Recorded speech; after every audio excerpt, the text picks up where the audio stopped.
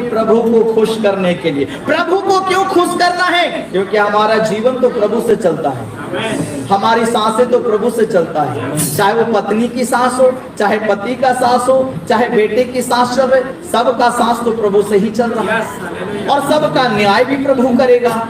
सबको एक दिन दुनिया से जाना भी है प्रभु के पास। हालेलुया। तो सुनना किसका है फिर? लोग के सुन को कुछ होने वाला। जब प्रभु को नहीं जान रहे थे इतना साल तो लोग ही का सुना, जिसने जो कहा उसका सुना, यहाँ गए वहां गए, ये किए वो किए, सब करके देखा। मगर जब अब प्रभु में आया है तो अब हमें प्रभु की सुनना है।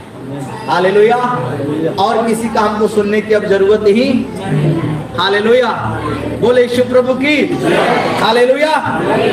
इस संदेश के द्वारा प्रभु आशीष करे। आइए हम सब अपनी आंखों को बंद करें और इस वचन को याद रखना है। बपतिस्मा लेने के बाद जो भी शिक्षा को आपको बताया गया वो प्रभु को खुश करने के लिए। प्रभु को क्यों खुश करना है? क्योंकि हमारा जीवन तो प्रभु से चलता है, हमारी सांसें तो प्रभु से चलता है। चाहे वो पत्नी की सांस हो, चाहे पति का सांस हो, चाहे बेटे की सांस चले, सबका सांस तो प्रभु से ही चल रहा है और सबका न्याय भी प्रभु करेगा।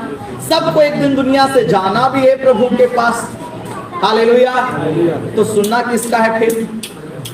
लोग के सुन को कुछ होने वाला।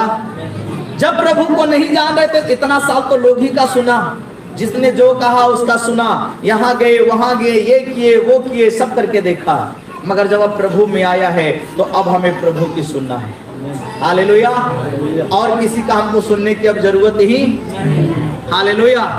बोले यीशु प्रभु की। हालेलुया।